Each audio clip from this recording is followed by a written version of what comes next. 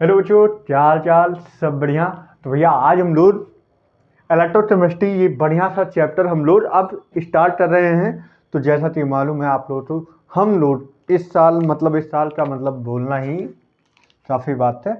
देखो, हम लोगों ने अभी तक क्या क्या पढ़ लिया भैया? पूरे मूल कॉन्सेप्ट हम लोगों ने पढ़ लिया, केमिकल काइनेटिक्स पढ़ लिया, सॉल्यूशन पढ़ लिया, थर्मो पढ़ लिया।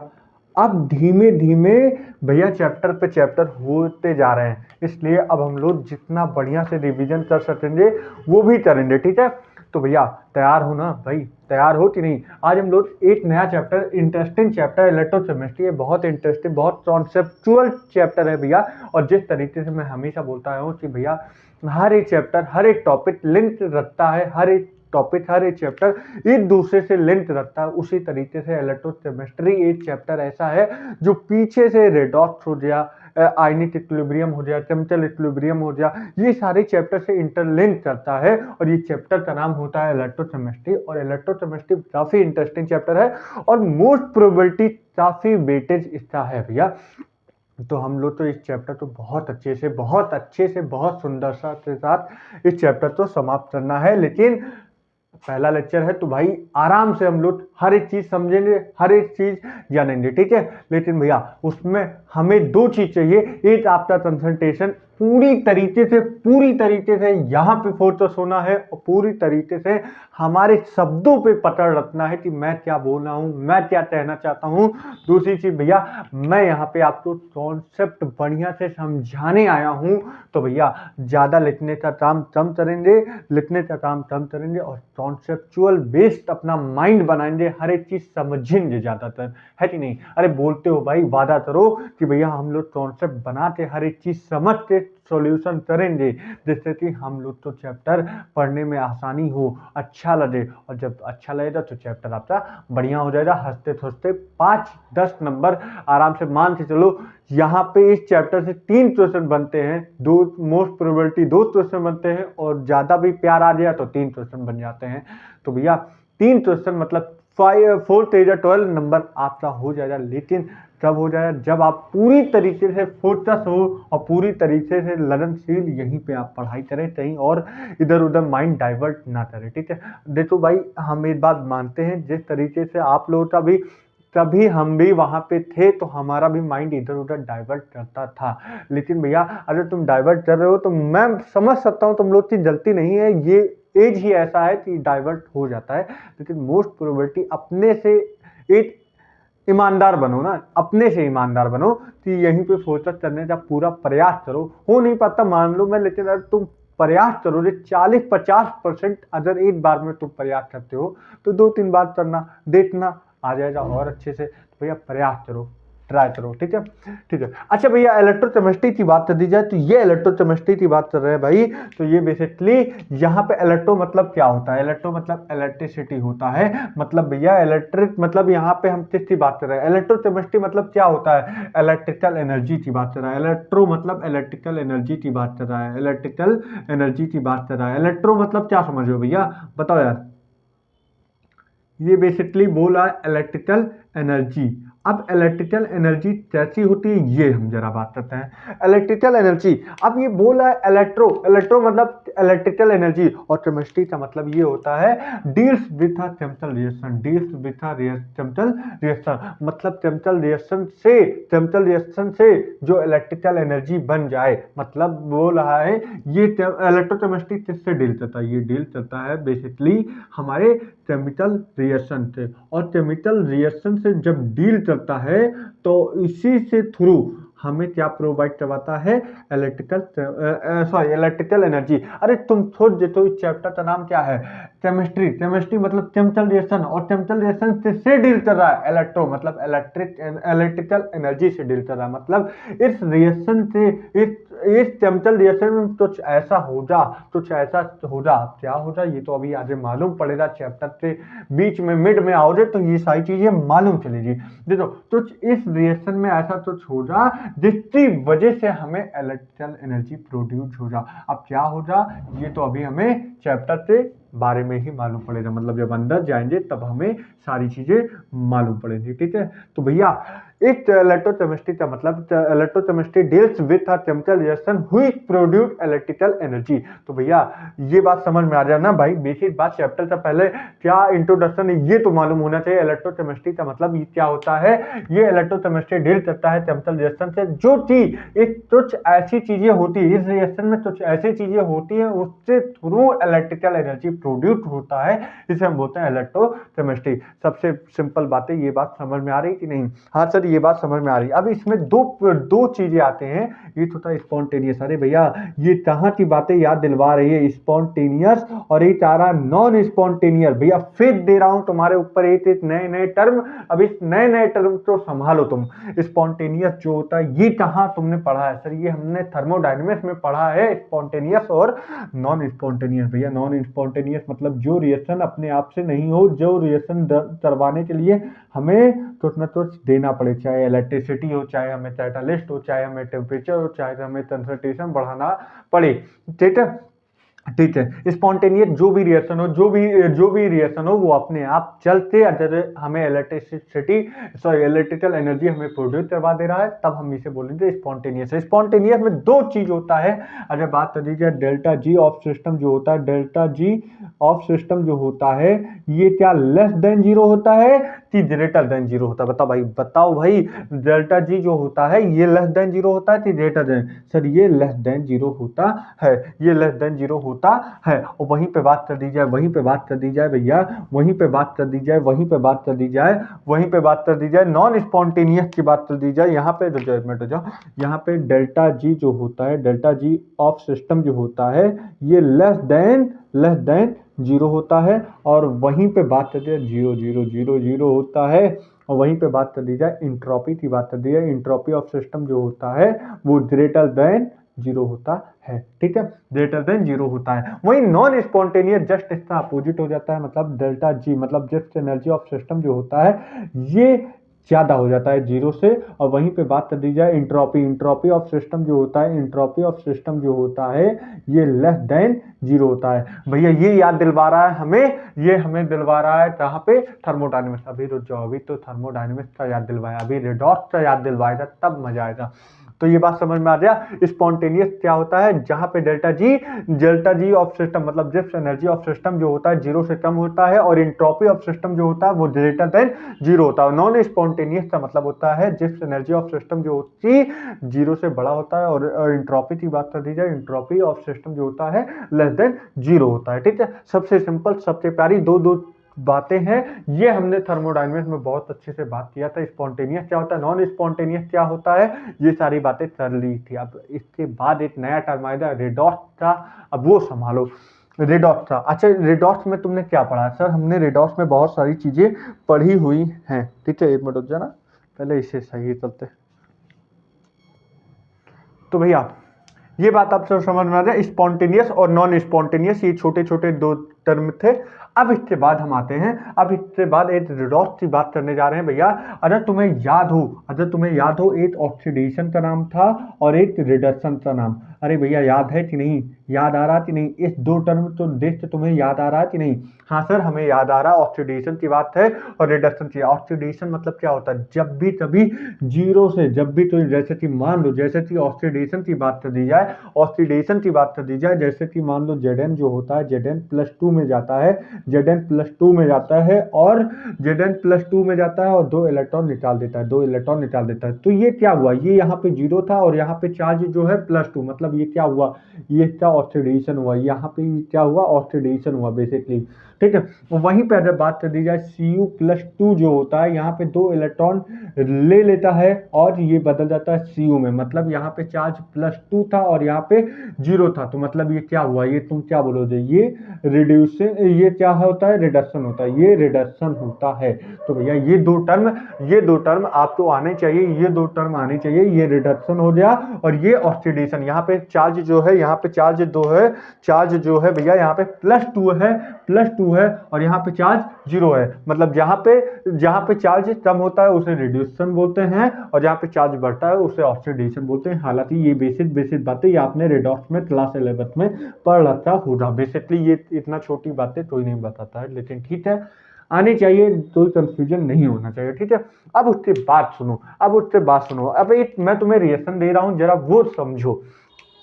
लेट दी सपोज मान लो Zn ले लो plus Cu 2 plus just out Zn +2 और प्लस Cu, ठीक है। ये जो होता है बेसिकली सॉलिड में होता है, ये H+, और ये जो होता है हमारा किस में होता है, H+ और ये सॉलिड है, ठीक है भैया। ये Cu है, मतलब समझ लेना यार, Cu है ना, ठीक है। तो ये क्या है, ये एक तरीके से पूरा रेडॉक्स रिएक्शन हुआ। जैसे तुम बोल सकते हो ये पूरी तरीके से रेडॉक्स होगा, क्योंकि भैया यहाँ पे चार्ज 0 है और यहाँ पे +2, मतलब यहाँ पे क्या हो रहा है बेसिकली, क्या हो रहा है, यहाँ पे जो हो रहा है, यहाँ पे क्या हो रहा है 0 से +2, मतलब यहाँ पे क्या हो रहा है, यहाँ पे ऑक्सीडेशन हो रहा है। अरे भाई बोलना, यहाँ पे क्या हो रहा है, ऑक्सीडेशन हो रहा है, यहाँ पे ऑक्सीडेशन हो रहा है, और यहाँ पे Cu +2 है, यहाँ पे Cu से +2 से 0 में जा रहा है, तो मतलब ये क्या हुआ, रिडक्शन। और टोटली अगर बात कर दी जाए तो इन दोनों को बोल दिया जाए तो ये रेडॉक्स रिएक्शन हम बोल सकते हैं, मतलब ये रेडॉक्स रिएक्शन है। मतलब कुल मिलाते हम लोग तो हर एक चैप्टर में ये लिंक है, हर एक चैप्टर से लिंक है। अभी तुम देखना जब वहां पे हम आएंगे तो वहां पे अभी नर्स इक्वेशन होता है, इसमें वो दिलवाएगा आयनिक इक्विलिब्रियम की याद, लेकिन टेंशन मत लेना, आराम से पढ़ना, सब कुछ हूँ मैं यहाँ पे बताने के लिए। तो ये बेसिकली छोटी छोटी बातें आपको समझ में आ रही होंगी, ठीक है भैया। अब देखो, 2 टर्म मैंने बात कर दी, अब जरा देख लेते हैं कि सेल कितने टाइप के होते हैं। सेल बेसिकली जो होते हैं वो हमारे कितने टाइप के होते हैं। तो यहाँ पे 2 टाइप के सेल होते हैं। एक हमें पढ़ना होता है इलेक्ट्रोकेमिकल सेल, एक होता है हमारा इलेक्ट्रोकेमिकल सेल, अरे भाई बोलना, इलेक्ट्रोकेमिकल सेल होता है, और दूसरा होता है हमारा इलेक्ट्रोलाइटिक सेल। दूसरा कौन सा होता है, इलेक्ट्रोलाइटिक सेल, ठीक है, इलेक्ट्रोलाइटिक सेल होता है। अब भाई साहब इलेक्ट्रोकेमिकल सेल क्या होता है, इलेक्ट्रोलाइटिक सेल क्या होता है, ये जरा देखो। सेल हमारे 2 टाइप के होते हैं, एक हमारा होता है इलेक्ट्रोकेमिकल सेल और इलेक्ट्रोलाइटिक सेल होता है, ठीक है। अब इलेक्ट्रोकेमिकल मतलब ये क्या बोल रहा है, ये केमिकल का मतलब ये केमिकल एनर्जी से जब हमारा कभी भी केमिकल एनर्जी से इलेक्ट्रिकल एनर्जी में जब प्रोड्यूस करवा दिया जाए। अरे भाई लिख दे रहा हूं मैं साफ नहीं समझ नहीं पाओगे बच्चों। देख, जब हमारा कभी भी केमिकल एनर्जी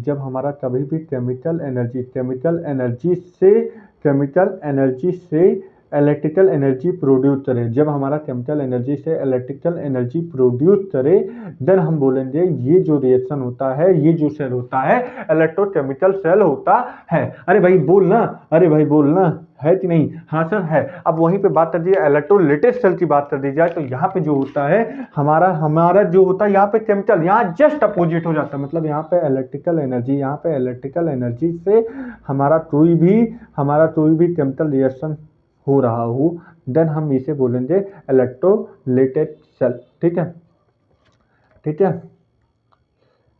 इलेक्ट्रिसिटी या इलेक्ट्रिकल एनर्जी से कोई भी हमारा केमिकल रिएक्शन हो रहा हो, देन हम बोलेंगे इलेक्ट्रोलाइटिक सेल।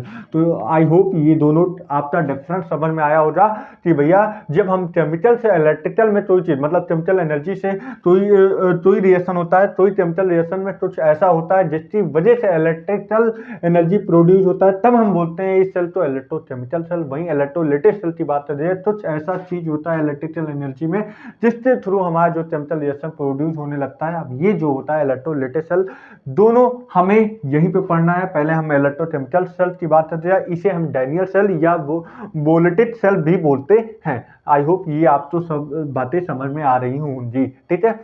तो ये हो जाएगा इलेक्ट्रोकेमिकल सेल, ये हो जाएगा इलेक्ट्रोलाइटिक सेल, ठीक है।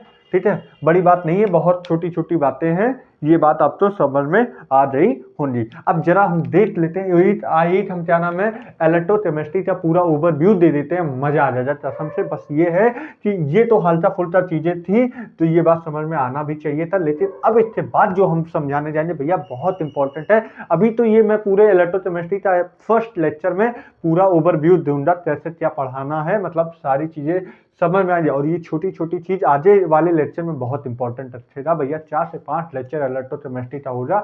और ये 4 से 5 लेक्चर में इलेक्ट्रोकेमिस्ट्री में बहुत इंपॉर्टेंट मायने जाता है। ठीक है, सारी बेसिक बातें पहले और दूसरे लेक्चर में ही हम बता देंगे। ठीक है, तो भैया ये बात आपसे समझ में आ रही कि नहीं? अब इसके बाद हम जो बताने जा रहे हैं बहुत इंपॉर्टेंट चीजें हैं, तो जरा उस पर एकदम ध्यान लगा के पढ़ना जो जजमेंट। ठीक है, ये मिटा रहा हूं भाई, मिटा रहा हूं। अब कैसे क्या होता है जरा ये देखो, अब हम तुम्हें दिखाते हैं। इसके बाद जो होता है मजा आ जाएगा।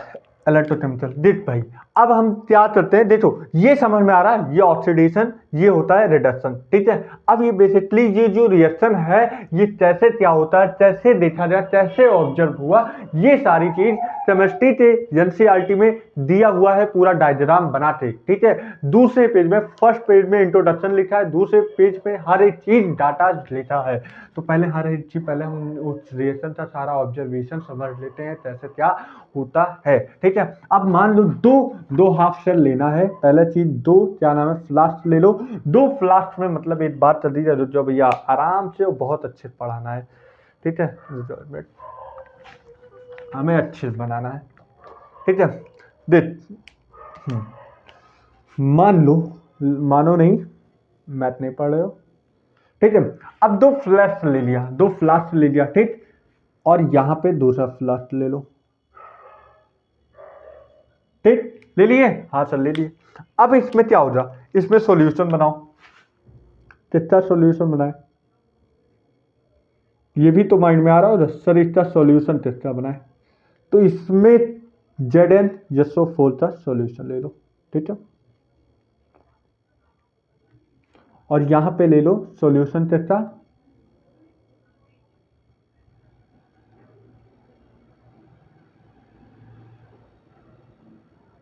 यहां पे जो सॉल्यूशन ले लो, यहां पे कितना सॉल्यूशन ले लो, Zn-SO4।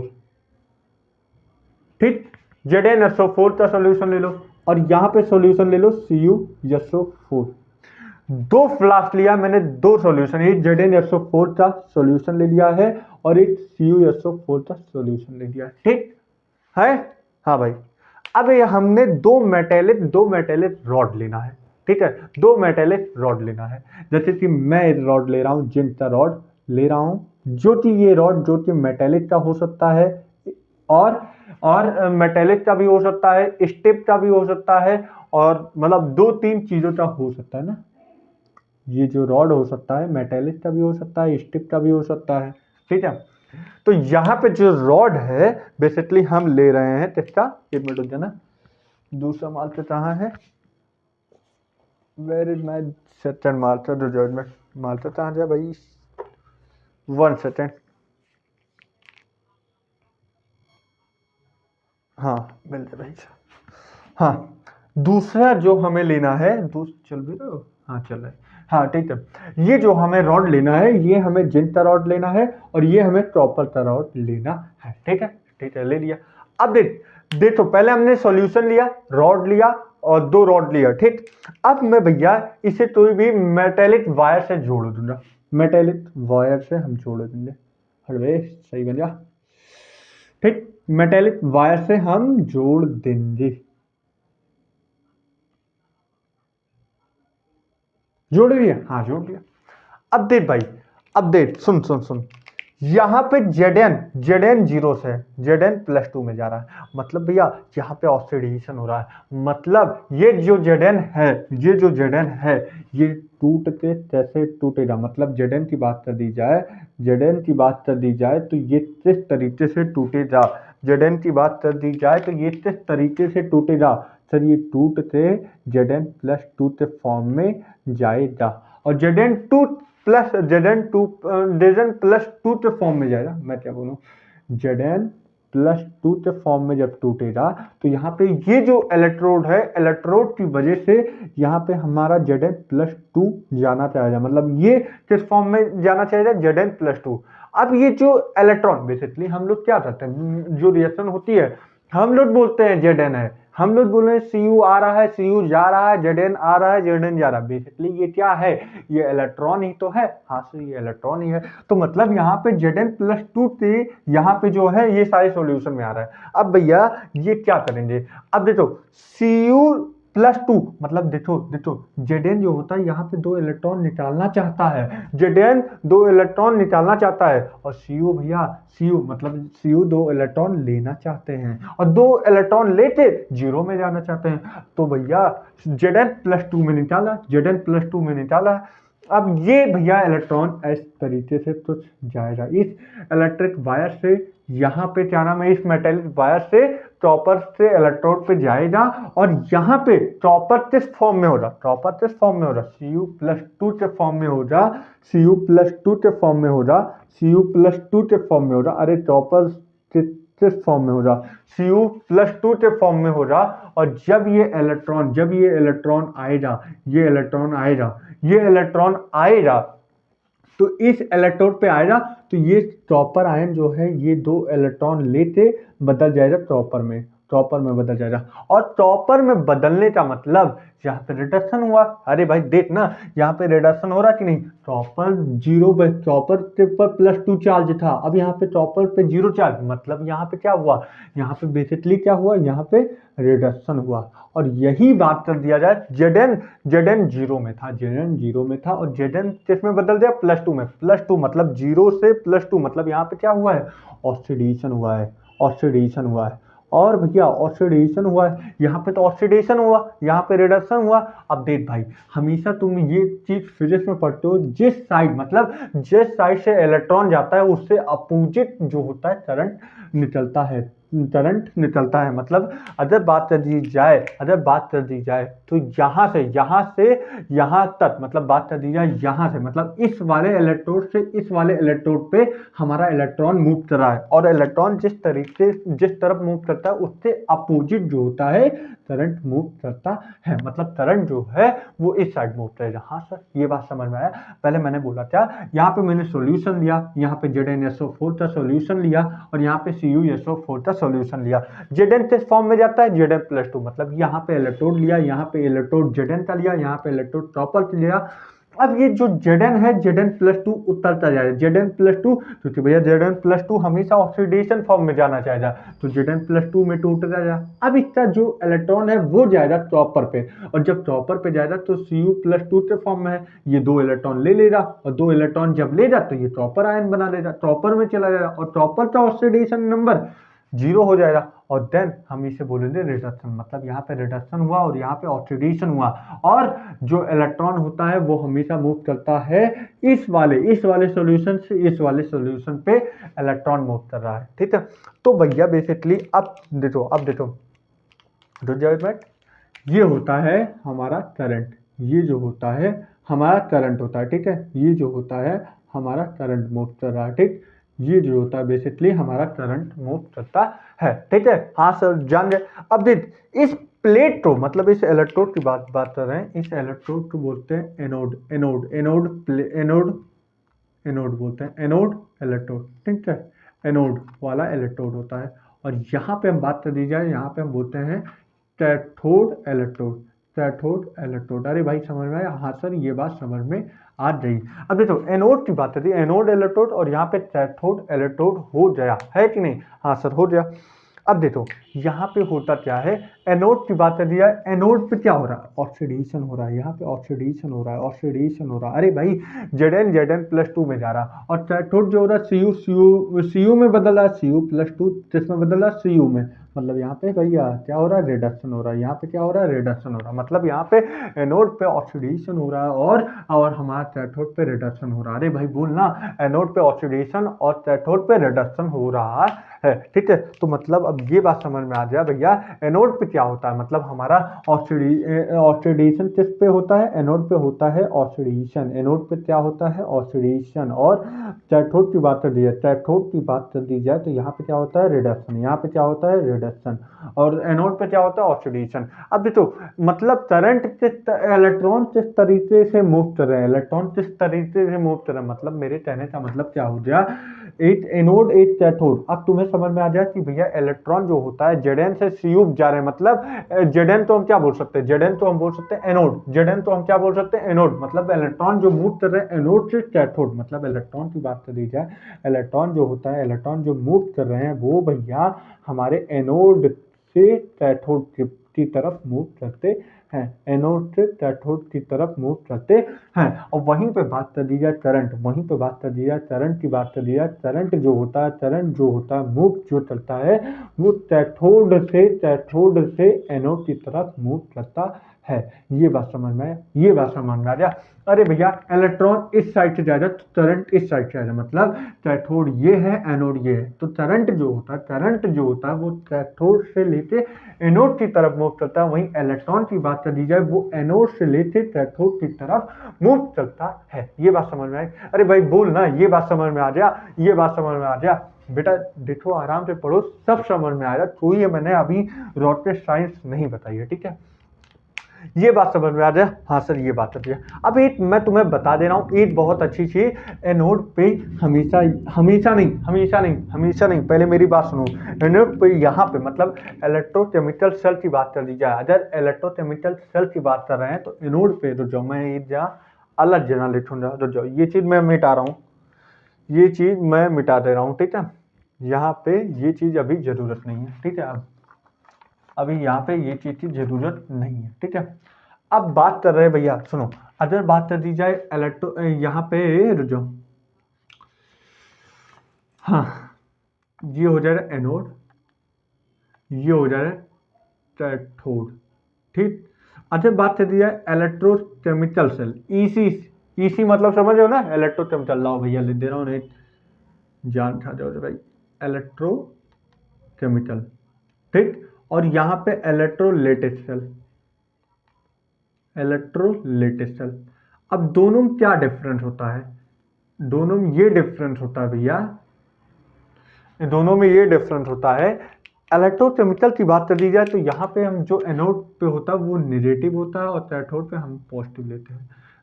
एनोड पे हम नेगेटिव लेते हैं और कैथोड पे हम पॉजिटिव लेते हैं। वहीं पे इलेक्ट्रोलाइटिक की बात कर दी जाए, एनोड पे हम लेते हैं पॉजिटिव और वहीं कैथोड पे हम लेते हैं नेगेटिव। ये बात जरा याद रखना, ये बात जरा याद रखना भैया। अरे बोल भाई, ये सारी बातें याद रहेंगी कि नहीं? हाँ सर ये बातें हमें याद रहेंगी, ये बातें आपको याद रहेंगी कि नहीं? मतलब एनोड पे क्या हो रहा है, इलेक्ट्रोकेमिकल केस में एनोड पे हम क्या साइन लेते हैं, नेगेटिव, और कैथोड पे पॉजिटिव। और वहीं इलेक्ट्रोलाइटिक की बात करिए तो एनोड पे पॉजिटिव और कैथोड पे नेगेटिव लेते हैं। ये बात हम पहला डिफरेंस बता दे रहे हैं। इलेक्ट्रोकेमिकल सेल में एनोड पे नेगेटिव साइन लेते हैं, कैथोड पे पॉजिटिव साइन लेते हैं। वहीं इलेक्ट्रोलाइटिक की बात कर दी जाए, इलेक्ट्रोलाइटिक में एनोड पे पॉजिटिव लेते हैं और कैथोड पे हम नेगेटिव लेते हैं। सिंपल सी बात है, ये सारे ओवरव्यूज हैं और काफी अच्छे से हमें समझ में आया होगा। आई होप, मुझे भरोसा है ये सारी बातें आपको समझ में आई होंगी। अब जैसे कि मैं तुम्हें एक फिर से बनाने दे दूं तो अब तुम बना सकते हो। मान लो लेट डे सपोज, मान लो भैया अब तुम्हें बनाना है, जरा देखो तुम बना पाते हैं कि नहीं। मान लो मैं तुम्हें ए दे रहा हूँ, जैसे कि मान लो यहाँ पे ए बदल जा रहा है, जिसमें अगर मान लो ए जा रहा है, ए दो इलेक्ट्रॉन लेते जिसमें बदल रहा है यहाँ पे ए में, तो जाओ A2+ जो होता है ए में बदल रहा है। वहीं पे बी की बात कर दी जाए, बी की बात कर रहे हैं तो ये जो जाओ, हाँ B+2 में बच जा रहा है ना, B+2 में जा रहा है, दो इलेक्ट्रॉन रिलीज कर रहा है, ठीक है। अब इसका तुम पूरा इस तरीके से पूरा इलेक्ट्रोकेमिकल सेटअप बनाओ। कैसे बनाओगे सर? यहाँ पे क्या हो जा, A+2 से 0 में जा रहा है, +2 से 0 में जा रहा है, मतलब यहाँ पे क्या हुआ, रिडक्शन हुआ, यहाँ पे क्या हुआ, रिडक्शन हुआ। और ये क्या हुआ, यहाँ पे 0 था, ये +2 में, मतलब ये ऑक्सीडेशन हुआ। और भैया ऑक्सीडेशन हो जाए और रिडक्शन, ये बात समझ में आ जाए? हाँ ये बात समझ में आ गई। अब देखो हमें क्या बनाना है, पहले हाफ शेल बनाओ, हाफ शेल बनाए और यहाँ पे हम दूसरा शेल बनाए और यहाँ पे हम क्या भरना है, यहाँ पे हमें भरना क्या है, सॉल्यूशन। किसका? मान लो यहाँ पे ZnSO4 का सॉल्यूशन भरना है और यहाँ पे हमें CuSO4 का सॉल्यूशन भरना है। अरे भाई समझ में आया? अब देखो हाँ तुम्हें ये चीज अभी और पता नहीं वहां पे, ठीक है। अब यहाँ पे क्या हुआ, बेसिकली इलेक्ट्रोड मैंने ले लिया और यहाँ पे कौन सा इलेक्ट्रोड लूंगा, यहाँ पे कौन सा इलेक्ट्रोड रहेगा। तो बताओ ये जो इलेक्ट्रोड एटा रहेगा कि बीटा रहेगा। सर ये इलेक्ट्रोड बीटा रहेगा, मतलब यहाँ पे बीटा इलेक्ट्रोड रहेगा और यहाँ पे एटा इलेक्ट्रोड रहेगा। यहाँ पे बीटा बीटा भैया ऑक्सीडेशन हुआ ना, बीटा ही ऑक्सीडेशन हुआ, तो मतलब यहाँ पे ऑक्सीडेशन वाला रहेगा इलेक्ट्रोड और यहाँ पे रिडक्शन। और यहाँ पे हम जब एक मेटेलिक वायर से जोड़ देते हैं तो ये हमारा पूरा सेटअप बन गया। अब तुम ये जान लो ये कौन सा इलेक्ट्रोड हो जाएगा, एनोड हो जाएगा। ठीक है, एनोड का इलेक्ट्रोड हो जाएगा और यहाँ पे कैथोड का इलेक्ट्रोड हो जाएगा। ठीक है, और कैथोड पे क्या होता है, रिडक्शन होता है, और एनोड पे क्या होता है, ऑक्सीडेशन होता है। एनोड पे क्या होता है, ऑक्सीडेशन होता है।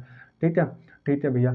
अब तो यहाँ पे क्या हो जाएगा, इलेक्ट्रॉन किस तरीके से मूव करेंगे, इलेक्ट्रॉन बी से ए की तरफ मूव करेंगे। इलेक्ट्रॉन जो होगा वो बी से ए की तरफ मूव करेगा। वहीं पे करंट की बात कर दी जाए, करंट आई से हम रिप्रेजेंट कर रहे हैं, तो करंट की बात कर दी जाए वो ए से बी की तरफ मूव करेंगे। ठीक है, और फिर और मुझे क्या बता दो, एनोड पे ऑक्सीडेशन रिडक्शन, ये सारी बातें आपको समझ में आ गई होंगी। ठीक है, इलेक्ट्रॉन इस तरीके से मूव करेंगे और वहीं करंट की बात कर दी जाए तो इस तरीके से मूव करेंगे। ठीक है, ठीक है।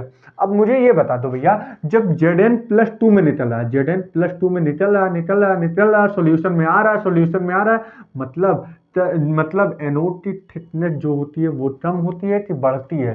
तो एनोड की थिकनेस जो होती है, एनोड की जो थिकनेस होती है वो कम होती है। एनोड की थिकनेस जो होती है वो डिक्रीज करती है, वो डिक्रीज करती है। वहीं पे बात कर दी जाए कैथोड, कैथोड मतलब कॉपर का जो इलेक्ट्रोड हो रहा, कॉपर का जो इलेक्ट्रोड हो रहा, कॉपर का इलेक्ट्रोड हो रहा, तो मतलब कैथोड का जो थिकनेस हो रहा, मतलब कॉपर का जो थिकनेस हो रहा वो घटेगा कि बढ़ेगा, सर बढ़ेगा। ये बात समझ में आई। अरे भैया Zn+2 में जब निकलता जा रहा, निकलता जा रहा, निकलता जा रहा, निकलता जा रहा, तो मतलब यहाँ पे जो इसकी थिकनेस होगी ओरिजिनल वो कम हो जाएगा। वहीं पे कॉपर की बात कर दी जाए, ये इनके थिकनेस में कोई प्रभाव नहीं पड़ेगा, मतलब बढ़ता जाएगा। ठीक है, अब देखो कुछ समय बाद Zn+2 इतना ज़्यादा निकल जाएगा, इतना ज़्यादा निकल जाएगा, तो यहाँ पे रिपल्सन होने लगेगा पॉजिटिव पॉजिटिव के बीच में। और यहाँ पे CuSO4 का सोल्यूशन है, मतलब SO4 किस फॉर्म में, निगेटिव फॉर्म में है। मतलब यहाँ पे निगेटिव वाला जो होगा, निगेटिव वाला आयन यहाँ पे ज़्यादा हो जाएंगे, यहाँ पे निगेटिव वाले आयन सबसे ज़्यादा बढ़ जाएंगे और यहाँ पे पॉजिटिव वाले आयन सबसे ज़्यादा।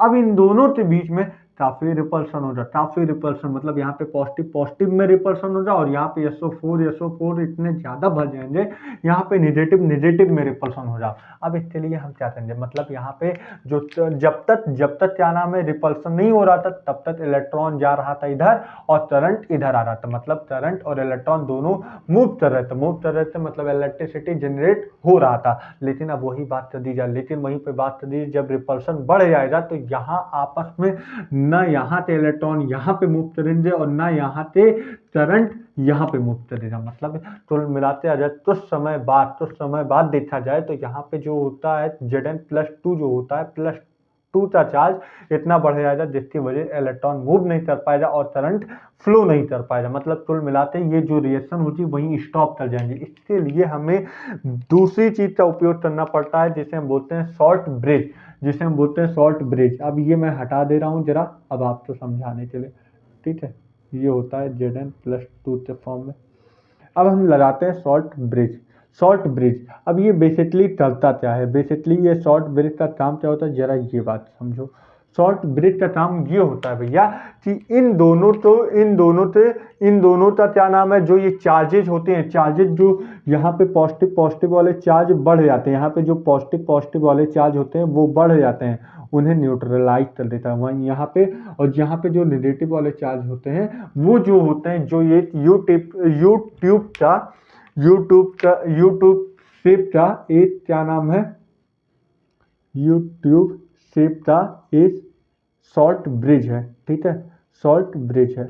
ये क्या करता है, ये जो चार्जेस तो न्यूट्रल, मतलब ये पोटेंशियल तो मेंटेन कर देता है, दोनों साइड के पोटेंशियल तो मेंटेन कर देता है क्या, पोटेंशियल। और जब potential maintain to be potential, दोनों साइड के पोटेंशियल तो मेंटेन कर देता है।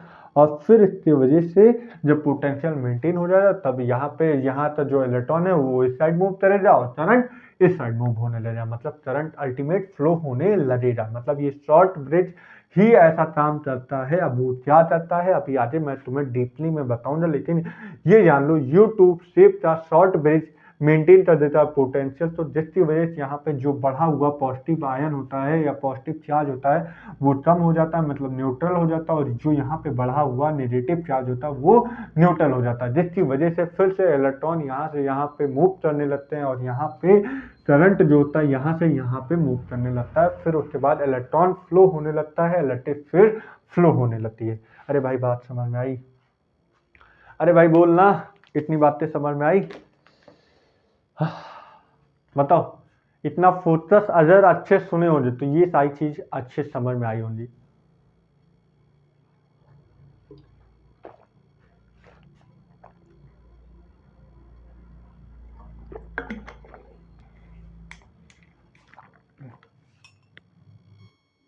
ये बातें भैया समझ में आई होंगी। अब जरो चलो कुछ और भी बातें कर लेते हैं ना। देखो ये ओवरव्यूज था, समझ लो, बहुत इंपॉर्टेंट है, बहुत इंपॉर्टेंट है, बहुत इंपॉर्टेंट है। मैं तो यही बोलूंगा भैया ये सारी चीजें इतना इंपॉर्टेंट है भैया, बहुत संभाल के ये सारी चीजें समझना, समझे। इलेक्ट्रोकेमिस्ट्री है, बहुत ज़्यादा बर्डन होता जा रहा है जिस तरीके से आगे बढ़ी जा। ठीक है भैया, मंजूर है? अब भैया सुनो, ये जो हमने जेडन और टॉपर के बारे में पढ़ा भैया, क्या पढ़ा, क्या पढ़ा भैया? अब मिटा रहे हैं भाई, सुनो। अब जो मैं जेडन और टॉपर के बारे में पढ़ा, अब ये जरा सुनो, ये क्या होता है, ये क्या मसला है जो मैंने अभी तो पढ़ा भैया कि जेडन जो होता है, जेडन जो होता है, जेडन जो होता है plus Z N plus C U plus 2 यहाँ पे बदल दिया जेडन प्लस 2 में, और यहाँ पे टॉपर, सॉरी, और ये जो होता है एथरस में होता है, ये जो होता है एथरस में होता है, ठीक। ये सॉलिड में, ये सॉलिड में। एनसीईआरटी बोलती है भैया इन्हें मतलब इनकी पढ़ाई को ही हम 2-3 नाम बोलते हैं। एक जानते हो डैनियल सेल, डैनियल सेल, या तो वोल्टेज सेल, या तो तुम जानते हो इलेक्ट्रोकेमिकल सेल, इन्हीं को बोलते हैं इलेक्ट्रोकेमिकल सेल। ठीक है, इनका 2-3 नाम है, तो जरा याद कर लेना ये सारी चीजें, ठीक है। और एनसीईआरटी बोलती है जो इनका पोटेंशियल होता है, जो ईएमएफ पोटेंशियल होता है, ये 1.1 वोल्ट होता है। कितना होता है भैया? 1.1 वोल्ट होता है। यहाँ पे इन लोग का ये मतलब जो पोटेंशियल होता है, ई सेल होता है, यहाँ पे कितने वोल्टेज का होता है? 1.1 वोल्ट होता है। ये एनसीईआरटी की लाइन है, तुम पढ़ लेना, पहले पेज से दूसरे वाले में लिखा है, ये सारी बातें समझ में आ जाएंगी। ठीक है, यहाँ पे जो इलेक्ट्रिक पोटेंशियल होता है 1.1 वोल्ट होता है, और इन्हीं मतलब टॉपर और जिन की बातें बता रहे हैं इन्हीं तो ही डैनियल सेल बोलते हैं, इन्हीं की वोल्टेज सेल बोलते हैं, इन्हीं तो ही केमिकल इलेक्ट्रोकेमिकल सेल बोलते हैं। ठीक है, मन समझ में आया? अरे यार कौन सी बड़ी बात है, ये 3 बातें नहीं समझ में आई? अब तो एक 2-3 बातें एनसीईआरटी ने डायग्राम के ऊपर लिखा है, जरा जहां पे एक्सपेरिमेंट करवाया गया है, जरा तुम एनसीईआरटी उठाना और 2-3 बातें बहुत मद्देनजर रखना।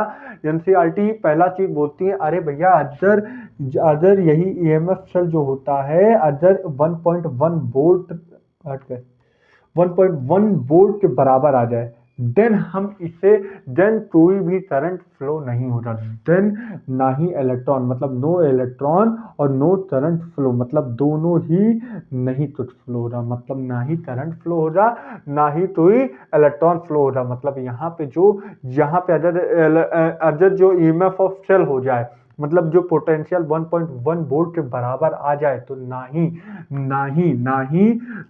इलेक्ट्रॉन मतलब ना ही इलेक्ट्रॉन और ना ही करंट मतलब आई, दोनों नहीं फ्लो होंगे, मतलब दोनों नहीं फ्लो होंगे, डज नॉट फ्लो, मतलब इलेक्ट्रॉन और करंट दोनों नहीं फ्लो हो रहा है, electron and current does not flow. ठीक है, और वहीं पे बात कर दी जाए कि अगर 1.1 से कम हो जाए, 1.1 वोल्टेज से कम हो जाए हमारा पोटेंशियल, देन हम ये किस रूप में यूज हो रहा है? ये हो रहा है इस रूप में इलेक्ट्रोकेमिकल ये बिहेव करेगा इलेक्ट्रोकेमिकल सेल की तरह, इलेक्ट्रोकेमिकल सेल की तरह ये बिहेव करेगा। और वहीं पे बात कर दी जाए, अगर ये पोटेंशियल एसी का पोटेंशियल जो है अगर ग्रेटर देन 1.1 हो जाए भैया, अगर इस पोटेंशियल ग्रेटर देन 1.1 वोल्टेज हो जाए, देन ये बिहेव करता है इलेक्ट्रोलाइटिक सेल की तरह बिहेव करता है। मतलब अगर 1.1 वोल्ट के बराबर जो हमारा पोटेंशियल आ जाए, तो यहाँ पे ना ही इलेक्ट्रॉन ना ही भैया हमारा ना ही इलेक्ट्रॉन ना ही करंट फ्लो होगा। लेकिन वहीं पे बात कर दी जाए 1.1 वोल्ट से अदर जो हमारा पोटेंशियल कम हो जाए, तो ये किस तरीके से बिहेव करेगा इलेक्ट्रोकेमिकल सेल, और वहीं पे अदर ज्यादा हो जाए तो इलेक्ट्रोलाइटिक सेल। भैया बहुत इंपॉर्टेंट चीजें हैं, थोड़ी ध्यान से समझ से सब कुछ पढ़ना, ठीक है। फिर उसके बाद हम आते हैं, ये तो बहुत कॉमन चीजें थी। अब इसके बाद आते हैं हम सेल रिप्रेजेंटेशन। भैया तैयार हो ना? सेल रिप्रेजेंटेशन, अरे भाई हाँ, सेल रिप्रेजेंटेशन। अब जरा हम सेल रिप्रेजेंटेशन जरा है वो देख लेते हैं ना, मिटा रहे हैं भैया,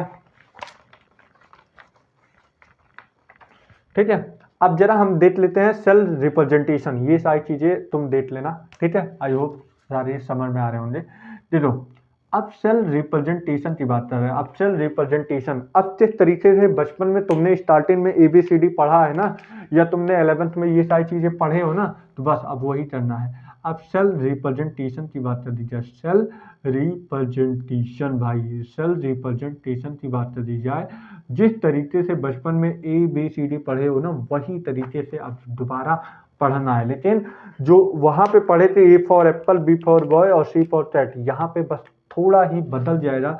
यहाँ पे एनोड हो जाएगा, B फॉर ब्रिज हो जाएगा और C फॉर कैथोड हो जाएगा। मतलब सेल को हम किस तरीके से रिप्रेजेंट करते हैं, सबसे पहले एनोड हो जाएगा और फिर उसके बाद हो जाएगा B से ब्रिज हो जाएगा और C से जो हो जाएगा हमारा कैथोड हो जाएगा। C से हमारा क्या हो जाएगा, कैथोड।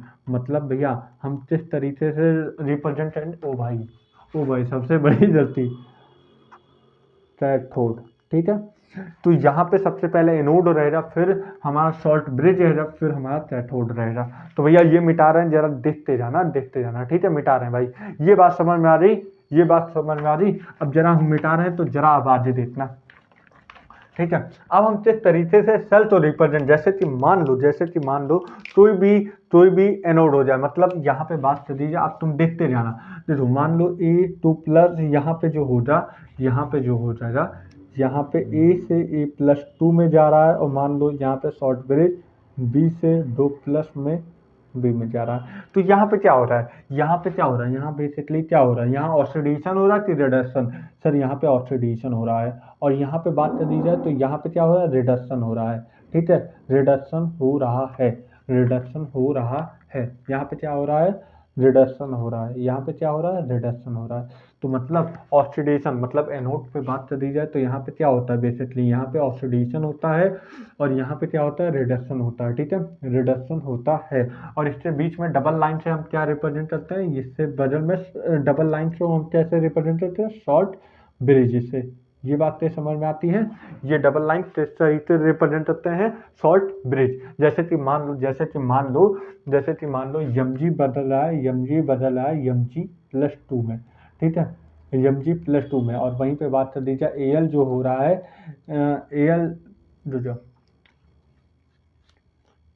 Al+2 बदल रहा है Al में, ठीक है। तो ये क्या हो रहा है, यहाँ पे 0 से +2 मतलब यहाँ पे ऑक्सीडेशन हो रहा है, और ये शॉर्ट ब्रिज हो जाएगा, और ये क्या हो रहा है, रिडक्शन। मतलब इस तरीके से कुछ हमारे रिप्रेजेंटेशन होते हैं। सबसे पहले एनोड आता है, फिर उसके बाद ब्रिज आता है, फिर उसके बाद हमारा कैथोड आता है। इसका दूसरा तरीका, आओ अब चलें पढ़ाई करते हैं ना, आओ चलते हैं पढ़ाई करते हैं ना। तो ABC वाली बातें समझ में आ गई, सेल नोटेशन ये बातें समझ में आ गई कि नहीं भैया? हाँ सर ये बातें अब हमें समझ में आ गई, ठीक है भाई। आई होप ये सारी बातें आपको समझ में आ रही होंगी। मानते हैं कि चैप्टर बहुत इंपॉर्टेंट है, तो इस वजह से मैं एकदम कंसंट्रेट होते पूरा अंदर लीन हो जाऊंगा, ठीक है। तो भैया आपको भी लीन होना पड़ेगा, इन दी लास्ट पढ़ाई है। पढ़ाई कभी ना कभी, मान लो लेट सपोज तुम्हें लगता है कि कोई भी टीचर बोरियत होते पढ़ाता, नहीं ऐसी बात नहीं है। जब कभी भी किसी से एकदम मतलब जैसे कि लगाव कर लो, तो अब इसी यहाँ पूरा फोकस बन जाता मेरा मेरा या कोई भी टीचर हो, जब पढ़ाते हैं ना उसका पूरा फोकस यहीं पे रहता है। भाई अगर लेट डे सपोज अगर कोई भी एक गलती होती है, तो जितने सारे बच्चे पढ़ते हैं गलती हो सकती है ना, तो हम लोग कोई भी ऐसा मौका या चांस नहीं देना चाहते हैं जैसे तो भी गलत होने का, ठीक है। और हर कॉन्सेप्ट तो सही समझाने का, ठीक है। हाँ भाई, ये जरा एक थोड़ा 2-3 पॉइंट जरा देख लेना। देखो एक बात ये बता दो ना, ये कभी भी मतलब ये जो सेल रिप्रेजेंटेशन होता है, ये डज नॉट डिपेंड ऑन स्टोचियोमेट्री, मतलब कोफिशिएंट, मतलब स्टोचियोमेट्री कोफिशिएंट पे कभी भी डिपेंड नहीं करता है, मतलब does not depend on stoichiometric coefficient, मतलब कभी भी स्टोचियोमेट्रिक कोफिशिएंट पे ये डिपेंड नहीं करता है। ये स्टोचियोमेट्रिक कोफिशिएंट पे कभी भी डिपेंड नहीं करता है, मतलब ये कभी भी स्टोचियोमेट्रिक कोफिशिएंट पे नहीं डिपेंड करता। भूलना नहीं भैया, नहीं मालूम पड़े कि स्टोचियोमेट्रिक कोफिशिएंट जो दिया हो तुम इसे भी बैलेंस करने लगो, तो इसमें बहुत सारी दिक्कतें होने लगेंगी भैया। ये कभी भी स्टोचियोमेट्रिक कोफिशिएंट पे डिपेंड नहीं करता है, ठीक है। ये बात तुम्हें समझ में आ रही होगी, तो भैया हम आगे बढ़ते हैं, ठीक है। ये सारी चीज समझ में आ रही है ना भाई, ऐसा नहीं है कि भाई मेहनत मेरा बर्बाद हुआ है कि नहीं। चलो अब इसके बाद हम आते हैं इलेक्ट्रोड पोटेंशियल में, जल्दी बताओ हो जाए। चलो मिटा रहा हूं। अब हम आ रहे हैं इलेक्ट्रोड पोटेंशियल में।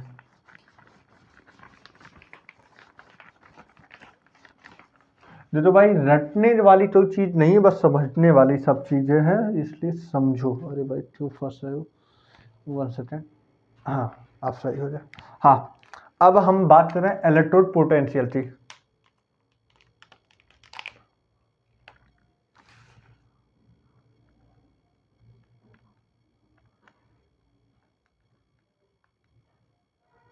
अब भैया ये किस तरीके से डिफाइन करोगे,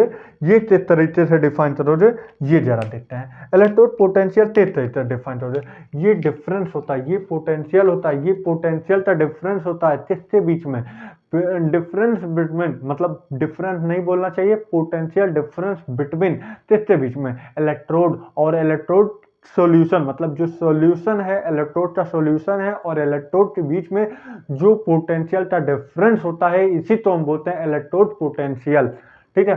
तो ये इलेक्ट्रोड पोटेंशियल बेसिकली क्या बताता है, ये डिफरेंस बताता है, किसका डिफरेंस, पोटेंशियल डिफरेंस, किसके बीच में, इलेक्ट्रोड और सॉल्यूशन के बीच में, मतलब इलेक्ट्रोड सॉल्यूशन के बीच में जो इलेक्ट्रोड और इलेक्ट्रोड से सॉल्यूशन के बीच में जो पोटेंशियल डिफरेंस होता है, उसे तो बताता है इलेक्ट्रोड पोटेंशियल, है कि नहीं भैया, है कि नहीं। मतलब हम लिख दे रहे साहब, हम लिख दे कि नहीं साहब, बोल दे भैया दी पोटेंशियल डिफरेंस, मतलब पोटेंशियल डिफरेंस किसके बीच में, पोटेंशियल डिफरेंस बिटवीन दी किसके बीच में, इलेक्ट्रोड इलेक्ट्रोड और electrode and electrode solution, electrode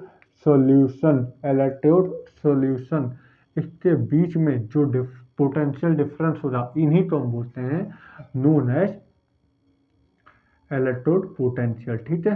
ये शॉर्ट है भैया, आराम से समझो, समझने में फोकस करो, और डेफिनेशन किताबों से लिख लेना भैया, साफ साफ बोलता हूँ, ठीक है। मेन चीज जब तुम्हारा कॉन्सेप्ट अच्छा रहेगा तो लिखने में प्रॉब्लम ही नहीं होगी। अब क्या हो जाए, इलेक्ट्रोड पोटेंशियल आज यहाँ लिखा रहता, लेकिन भाई तुम समझ तो लो किससे पोटेंशियल डिफरेंस, किसके बीच था, इलेक्ट्रोड और इलेक्ट्रोड सॉल्यूशन के बीच का जो पोटेंशियल डिफरेंस होता है उसे हम बोलते हैं इलेक्ट्रोड पोटेंशियल, सिंपल सी बात।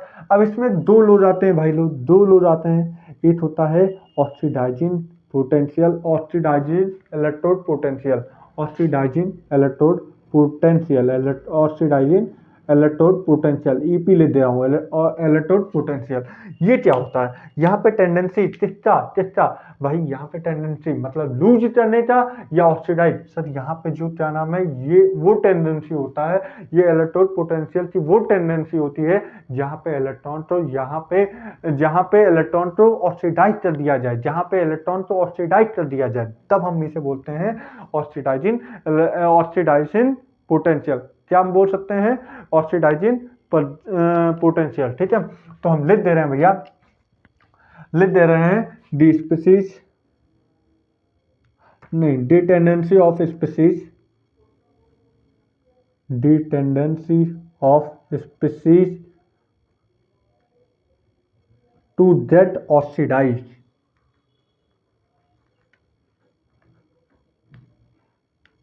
then it is known as the oxidizing electrode potential, oxidizing electrode potential। OEP आज समझ में आ रहा है ना, OP मतलब ऑक्सीडाइजिंग इलेक्ट्रोड पोटेंशियल। अब देखो ऑक्सीडाइजिंग इलेक्ट्रोड पोटेंशियल मतलब इसका क्या मतलब है, जिस जिस जिस स्पीसीज तो ये ऑक्सीडाइज कर दे, जिस स्पीसीज तो ऑक्सीडाइज कर दिया जाए, तो इसे हम बोलते हैं ऑक्सीडाइजिंग इलेक्ट्रोड पोटेंशियल। मतलब OEP जो होता है मतलब oxidation electrode potential, oxidation electrode potential, electrode potential, ये एक तरीके सा ये ऑक्सीडाइज कर देगा, ये क्या करेगा, ऑक्सीडाइज करेगा। और जितना ज़्यादा ऑक्सीडाइज करेगा वो उतना ही अच्छा ही रिड्यूसिंग एजेंट माना जाएगा। अरे भाई जो जितना अच्छा ऑक्सीडाइज करेगा, जो जितना अच्छा पढ़ाएगा, वो उतना बढ़िया टीचर माना जाएगा। मतलब जो जितना अच्छा ऑक्सीडाइज करेगा, मतलब जिस स्पीसीज तो जितना अच्छा ऑक्सीडाइज करेगा वो उतना ही रिड्यूसिंग एजेंट, उतना ही अच्छा रिड्यूसिंग एजेंट होगा। मतलब वो उतना ही अच्छा रिड्यूसिंग एजेंट होगा। और लेकिन वहीं पे बात कर दी जाए, उतना कम उसका ऑक्सीडाइजिंग पावर होगा, मतलब inversely proportional to oxidising power होगा। मतलब बात कर दी जाए कि ऑक्सीडेशन पोटेंशियल जितना अच्छा रहेगा वो उतना ज़्यादा ऑक्सीडेशन करेगा, और जितना ज़्यादा ऑक्सीडेशन करेगा वो उतना अच्छा रिड्यूसिंग एजेंट कहलाया जाएगा, और जितना अच्छा रिड्यूसिंग एजेंट होगा वो उतना कम ऑक्सीडाइजिंग पावर होगा। अरे भाई एक लाइन में हम सीधे लिख दे रहे हैं कि जितना अच्छा ऑक्सीडेशन इलेक्ट्रोड पोटेंशियल होगा, जितना अच्छा OEP ऑक्सीडाइजिंग इलेक्ट्रोड पोटेंशियल होगा, उतना अच्छा ऑक्सीडेशन करेगा। ठीक है, और जितना अच्छा ऑक्सीडेशन करेगा वो उतना अच्छा रिड्यूसिंग एजेंट होगा। ठीक है, और जो जितना अच्छा रिड्यूसिंग एजेंट होगा वो उसका कम ऑक्सीडाइजिंग पावर होगा, ऑक्सीडाइजिंग पावर बहुत कम होगा। सीधी सी बात, एक लाइन में तुम्हें ये याद रखना है, जितना ऑक्सीडेशन इलेक्ट्रोड पोटेंशियल ज़्यादा, वो ऑक्सीडेशन ज़्यादा करेगा, वो अच्छे तरीके से रिड्यूसिंग एजेंट कहलाया जाएगा, और उसका ऑक्सीडाइजिंग पावर सबसे कम। अरे भाई समझ में आया, ये बात समझ में आया? हाँ सर, ये बात समझ में आया। अब एक टर्म और मैं बता दे रहा हूँ, फिर उसके बाद ये क्लास को हम खत्म करते हैं। ठीक है, अब एक टर्म आता है रिडक्शन इलेक्ट्रोड पोटेंशियल। ठीक है, तो बस सेम चीज़ें होती हैं, ज़्यादा डिफरेंस नहीं होता है, तो ज़रा ये बात समझ लेते हैं। दूसरा टर्म आता है reduction electrode potential, REDUCTION, reduction electrode potential. ठीक है, इलेक्ट्रोड पोटेंशियल। अब ये क्या होता है, इसके अंदर क्या टेंडेंसी होती है, तो डिटेंडेंसी देखो टेंडेंसी क्या होती है, यहाँ पे tendency of species to get reduce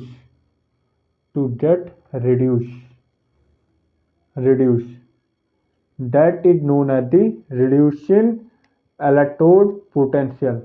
ठीक है, लो भैया प्यार से लिख दे रहे हैं, reducing electrode potential, reducing electrode potential.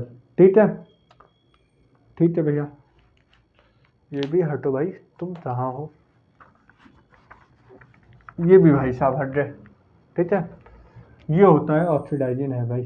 ठीक है, मतलब भैया क्या कह रहा है कि भैया क्या टेंडेंसी है, रिड्यूस करने, मतलब रिडक्शन, REP मतलब रिडक्शन इलेक्ट्रोड पोटेंशियल सबसे ज़्यादा क्या करेगा, रिडक्शन, और जो जितना अच्छा रिडक्शन करता है वो उतना अच्छा ऑक्सीडाइजिंग एजेंट होता है,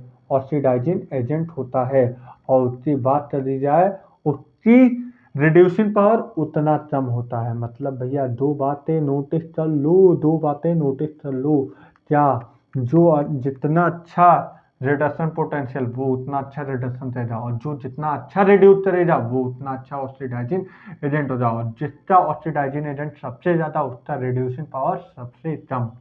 अरे भाई समझ में आया कि नहीं? बताओ यार, बताओ ये बात समझ में आया? जिसका रिडक्शन इलेक्ट्रोड पोटेंशियल सबसे ज़्यादा वो रिड्यूस सबसे ज़्यादा करेगा, और जब वो रिडक्शन सबसे ज़्यादा करेगा, और जब वो रिडक्शन ज़्यादा करेगा तो उसका मतलब वो सबसे अच्छा ऑक्सीडाइजिंग एजेंट होगा, और जिसका ऑक्सीडाइजिंग एजेंट सबसे अच्छा होगा वो सबसे कम रिड्यूसिंग पावर रखेगा। मतलब भैया जिसका रिडक्शन इलेक्ट्रोड पोटेंशियल ज़्यादा, वो रिडक्शन ज़्यादा करेगा, वो अच्छा ऑक्सीडाइजिंग एजेंट हो जाओ, वो उतना कम रिड्यूसिंग पावर होगा। अरे भाई ये दोनों एकदम दिमाग में बैठा लो यार, लाइन से 2 लाइन तुम्हें याद कर लो, एकदम माइंड में बैठा लो, क्योंकि आगे खेल इसी दोनों का होने वाला है, और इसी दोनों पे बहुत कम लोगों को समझ में आता है। तो पहला इलेक्ट्रोकेमिस्ट्री का सबसे पहला पड़ाव यही दोनों ले आएगा, और इसी में सब लोग पहले ही गिर जाते हैं। तो कोशिश करना, ट्राई करना, ठीक है? कि ये सारी चीज़ समय पे रिवीजन करते आना, और हम लोग मिलेंगे नेक्स्ट लेक्चर में। तो मिलते हैं नेक्स्ट वीडियो में। पढ़ाई करते रहो और हंसते रहो, ठीक है? मेहनत करते रहो।